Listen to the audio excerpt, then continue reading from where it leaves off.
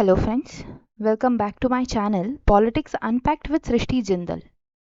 कुछ दिनों से लद्दाख के खराब हालात सब न्यूज़ चैनल्स में टेलीकास्ट हो रहे हैं। आइए जानते हैं क्या ऐसा हुआ जिसकी वजह से लद्दाख जैसे पीसफुल जगह में ये प्रोटेस्ट होने लगे। अगस्त 2019 में आर्टिकल 370 को हटा करके जम्मू कश्मीर राज्य का पुनर्गठन किया गया। जम्मू कश्मीर राज्य को दो केंद्र शासित प्रदेशों जम्मू कश्मीर और लद्दाख में बांटा गया। इसमें जम्मू कश्मीर को विधानसभा वाला केंद्र शासित प्रदेश बनाया गया, वहीं लद्दाख को बिना विधानसभा वाले केंद्र शासित प्रदेश का दर्जा दिया गया। शुरू में लेह में इस फैसले का स्वागत हुआ था। काफी समय से लेह के लोग कश्मीर प्रशासन से अलग होकर केंद्र शासित प्रदेश बनने की मांग कर रहे थे। उन्हें लगा कि यह फैसला उन्हें अपनी पहचान और विकास पर अधिक नियंत्रण देगा। जल्द ही खुशी निराशा में बदल गई। स्थानीय लोगों ने महसूस किया कि क्षेत्र का प्रशासन अब दूर दिल्ली द्वारा नियंत्रित हो रहा है, जिसमें दिल्ली में बैठे बड़े बड़े मिनिस्टर्स और ब्यूरोक्रेट्स लेह के लोगों के लिए फैसला लेंगे, जिन्हें लेह के ना क्लाइमेट का पता है और ना ही कल्चर का। तो उन्हें डर लगने लगा कि कहीं उनकी ज़मीन और नौकरियां न छिन जाएं उनसे। उन्हें यह भी लगा कि लद्दाख के एनवायरनमेंट को और यहाँ रह रहे जनजातियों के अधिकारों को सुरक्षा की ज़रूरत है। उसके बाद से ही लद्दाखियों ने सरकार से डिमांड की कि लद्दाख को एक अलग स्टेट बनाया जाए और उसे शेड्यूल 6 में रखा जाए।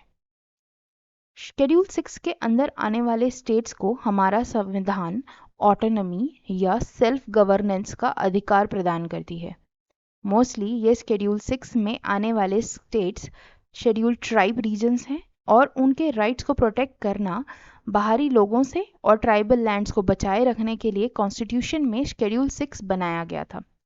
अभी तक इनमें 4 स्टेट्स आते हैं: असम, मेघालय, त्रिपुरा और मिजोरम।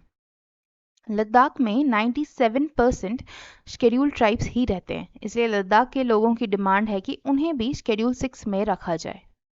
लेकिन गवर्नमेंट का कहना है कि शेड्यूल 6 सिर्फ नॉर्थ ईस्ट स्टेट्स के लिए बनाया गया नियम है, जिसमें कोई भी सुधार लाने के लिए संविधान को बदलना पड़ेगा। और दूसरी बड़ी बात यह है कि लद्दाख का बॉर्डर पाकिस्तान और चाइना से लगता है, जिस वजह से मिलिट्री फोर्सेस की देख रेख में आता है। शेड्यूल 6 में लद्दाख को लाने से मिलिट्री और एडमिनिस्ट्रेशन की कोऑर्डिनेशन में दिक्कत आ सकती है। ये एक नेशनल सिक्योरिटी का मुद्दा बन जाता है। और लद्दाख में टूरिज्म या इंफ्रास्ट्रक्चर जैसे डेवलपमेंट्स लाने के टाइम भी शेड्यूल 6 एक प्रॉब्लम क्रिएट कर सकता है। इन्हीं सब कारणों की वजह से लद्दाख को शेड्यूल 6 में रखा नहीं जा सकता है। लद्दाख प्रोटेस्ट के पीछे सबसे बड़ा नाम जिनका सामने आया है वो है सोनम वांगचुक। सोनम वांगचुक एक इनोवेटर और एजुकेशन रिफॉर्मिस्ट हैं। 2009 में आई मूवी 3 इडियट्स में आमिर खान ने इनका ही कैरेक्टर प्ले किया था। 2021 से ही LAB और KDA जैसे ऑर्गेनाइजेशंस के साथ मिलकर सोनम वांगचुक लद्दाख को अलग स्टेट बनाया जाए इस डिमांड के लिए लड़ रहे हैं। उनका एक NGO है students educational and cultural movement of Ladakh, जिसका कैंपस 100% सोलर एनर्जी से चलता है। सोनम वांगचुक काफ़ी बार विवादों में भी फंसे हैं। उन्होंने एक आइस स्तूपा बनाया था जो कि एक आर्टिफिशियल ग्लेशियर था।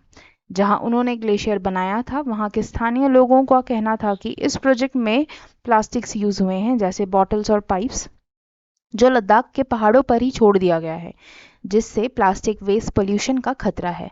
लोगों ने ये भी कहा कि आइस स्तूपा बनाने के लिए जो पानी की दिशा बदली गई है उसकी वजह से उन्हें पानी की कमी देखनी पड़ रही है और ग्राउंड वाटर लेवल नीचे जा रहा है, जिसकी वजह से खेती के लिए भी पानी नहीं मिल रहा। इसके बाद सोनम वांगचुक की यूनिवर्सिटी HIAL भी विवादों में रही। इस साल उनकी यूनिवर्सिटी की लैंड लीज अग्रीमेंट भी गवर्नमेंट ने कैंसिल कर दी। अब सोनम वांगचुक को नेशनल सिक्योरिटी एक्ट के अंतर्गत अरेस्ट कर लिया गया है। उनके NGO की भी फॉरेन फंडिंग रोक दी गई है। सोनम वांगचुक पर ब्लेम्स लगे हैं कि उन्होंने यूथ को अपने स्पीच से भड़काया और नेपाल जैसी प्रोटेस्ट की तरह यहाँ भी प्रोटेस्ट करवाने की कोशिश की। सोर्सेस की माने तो सोनम वांगचुक इस साल बांग्लादेश और पाकिस्तान जा चुके हैं और उनके पाकिस्तानी एजेंट्स के साथ लिंक है। पाकिस्तान से आने के बाद उनके तेज हो रहे प्रोटेस्ट अगेंस्ट द गवर्नमेंट ने उन्हें मेन कल्प्रिट बना दिया लद्दाख प्रोटेस्ट का। क्या सच में सोनम वांगचुक लद्दाख के हीरो हैं या फिर लद्दाख का मैटर लेके वो इंडिया में नेपाल जैसा सिचुएशन क्रिएट करना चाहते हैं। फिलहाल ये सब की जांच चल रही है और जल्द ही सच सामने होगा। Thank you for watching.